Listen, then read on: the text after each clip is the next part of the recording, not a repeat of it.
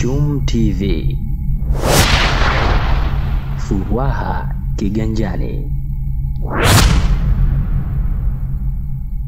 Karibu mtazamaji wa Chum TV. Karibu katika kipindi maalum, na moja kwa moja tumefunga safari kutoka mkoa wa Mjini Unguja hadi mkoa wa Kaskazini Unguja Mkokotoni, na moja kwa moja tumepanda kivukio hadi katika kisiwa cha Tumbatu. Kuna mengi ambayo tumekuja kuyatazama huku leo, ikiwemo swala zima la elimu juu ya maendeleo ya Daktari Hussein Ali Mwinyi katika kipindi cha miaka minne. Nikusihi tu mtazamaji uwe nami mwanzo hadi mwisho wa safari hii. Jina langu ni Hassan Saidi Ramadhan, lakini nyuma kamera ni Subira Salum. Dr. Mwinyi, kusema ukweli tumepata furaha ambayo sio na kifani, na kwa sababu majengo kama haya hapa Tumbatu hayapo mengi, yapo ni kidogo tu.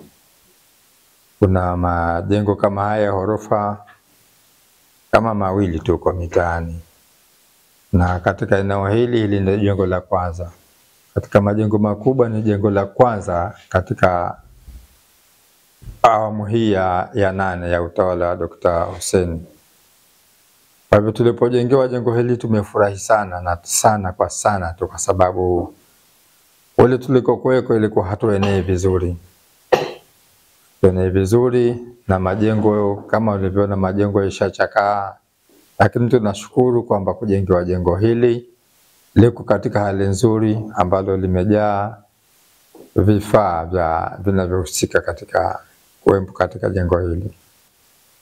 Kwa katika nyuma tulikotoka na kwa vipindi hivi vya karibuni, basi kiwango chetu cha ufaulu kinaendelea vizuri. Tunashukuru sana. Tumefikia kuja na 0.1 tu katika vipindi vya karibuni. Kwa hivyo tunategemea kwamba mambo yatakuwa mazuri zaidi iwapo tutaendelea vizuri katika majengo haya. Majaliwa Hamis Juma ni mwalimu. Anazungumziaje ufundishaji wa vitendo kwa wanafunzi? Wakati wa kuwafundisha kwa vitendo wanafunzi hapa nahisi unafikiwa. Sababu kwa sasa hivi, kwa mfano, wanafunzi ambao wanasoma science, labo zimekuwa karibu mno na madarasa, unaona, na zimekuwa ni labo zaidi ya moja, unaona. Tofauti na kule ambako tulikuwa na laboratory moja, na baadhi ya experiment nyingine tunaenda kuazima habu, watu wazime kule tuwafanyie practical wanafunzi. Lakini sasa hivi practical zote zinafanywa ndani ya eneo hili. Kwa hivyo imekuwa kazi za vitendo zinafanyika kwa ukaribu zaidi. Na wanafunzi ambao wanasoma masomo ya art, tumekutia shule zetu zina library na zina vitabu tayari kabisa vipo. Kwa hivyo wanafunzi muda mwingi wanaitumia library kwenda kujifunza wenyewe. Walimu tunapokea tu taarifa za wanafunzi, mwalimu nielekeze hapa, mwalimu nitafsirie maneno haya hapa, umeyapata wapi? Nimetoka nao kule library. Kwa hiyo wanafunzi, matumizi ya library na wanafunzi yamekuwa ni ya ukaribu zaidi.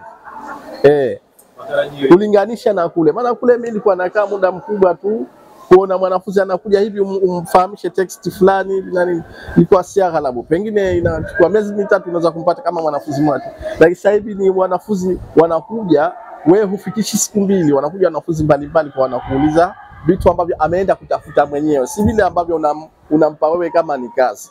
Kwa nahisi hata library wamekuwa wamejua umuhimu wake, wanaitumia. Kwa upande wa wanafunzi, wanazungumziaje upatikanaji wa huduma ya elimu katika skuli hiyo? Skuli yetu ilikuwa ndogo, na kuna baadhi ya wanafunzi walikuwa wanasomea holini kwa sababu madarasa ni machache. Lakini baada ya kuja huku skuli, baada ya kujengewa skuli kubwa hii, sasa hivi hatusomi kwa nadharia, tunasoma kwa vitendo. Yani tukielezwa jinsi gani ambavyo tunatumia kompyuta, tunaenda tu katika chumba cha kompyuta tunatumia kompyuta kwa vitendo. Lakini mwanzo tulikuwa tunasoma kwa nadharia. Na pia tumeletewa mfumo wa all-in-one kompyuta ambao ilikuwa hatujawahi kuona mfumo huu. Zamani tulikuwa pia ilikuwa kule tulipokuwa kule chini habu, tulikuwa na mfumo ule wa kawaida kwa kwamba ukitaka kuosha kompyuta sijui kwa zoende button on wesh kule, ilikuwa unakaa muda mrefu sana kompyuta haijawaka. Lakini kwa sasa hivi tulipokuja huku tumeletewa all in one, manake vitu vingi vimeunganishwa sehemu moja.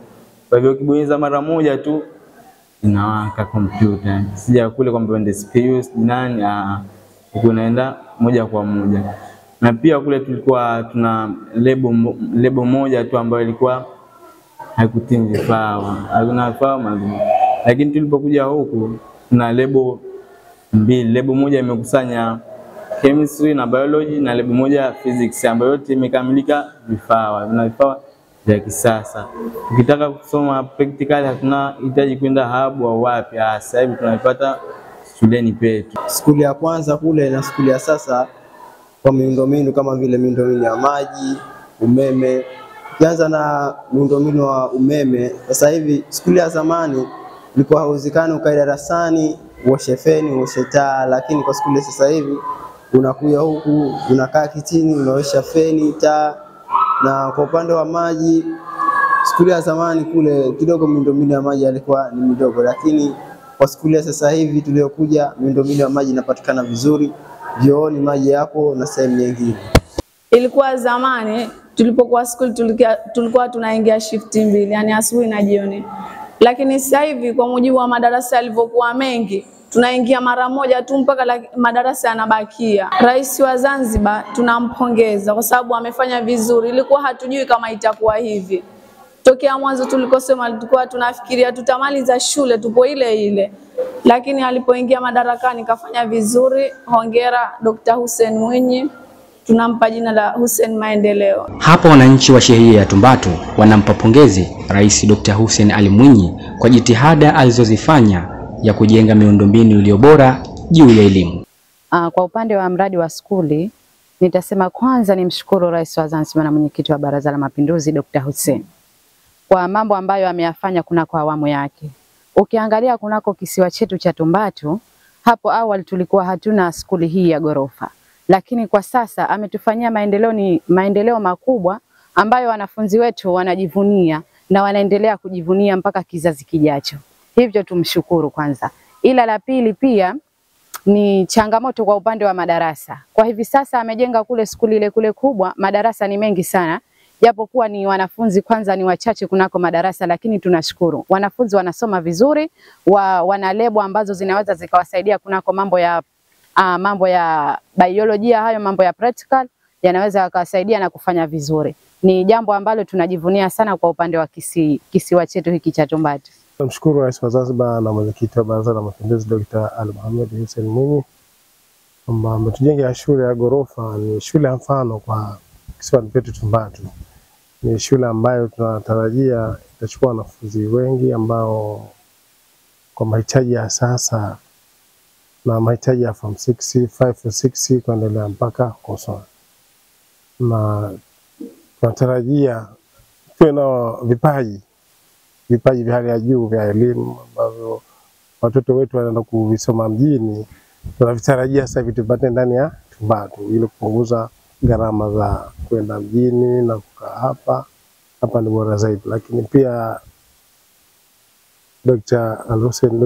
Hussein Mwinyi ametoa siku alikuja kufungua shule pale, amesema kwamba atajenga shule za dahalia. Sasa ni bora kujenga zile dahalia kwa sababu tukiwa na dahalia tunawezesha wanafunzi kwamba na walimu wanakaa hapa wasio wanasumbuka. Ni maendeleo makubwa kifupi, maendeleo ambayo kupigwa mfano kwa rais wetu wa Zanzibar. Hatutatoa shukrani za dhati kwake. Yeye ni mtu ambaye ameonyesha mfano kwa Tumbatu na tunampongeza sana na tunamtakia tena Mungu amjalie aingie kwenye madaraka, aingie tena madarakani, aje atuboreshe mambo mengine zaidi yaliokuwa makubwa zaidi kama ni wana Tumbatu. Aipe sifa Tumbatu kama ni kisiwa kipekee ambacho kinajitegemea kwa huduma ambazo zinahitajika ndani ya Zanzibar, ndani ya visiwa vya Zanzibar na Tumbatu vile vinapatikana. Ujenzi wa miundombinu bora, vifaa vya kisasa ni moja kati ya mikakati ya Serikali ya Mapinduzi ya Zanzibar katika sekta ya elimu. Na hivi ndivyo alivyoboresha Rais wa Zanzibar na Mwenyekiti wa Baraza la Mapinduzi Dr. Hussein Ali Mwinyi kwa lengo la kuhakikisha kuwa wanafunzi wote wa Zanzibar wanapata elimu iliyo bora na katika mazingira mazuri. Kutoka katika visiwa vya Tumbatu, jina langu ni Hassan Saidi, lakini nyuma ya kamera ni Subira Salum. Usisahau kusubscribe, kulike, kucomment na kushare.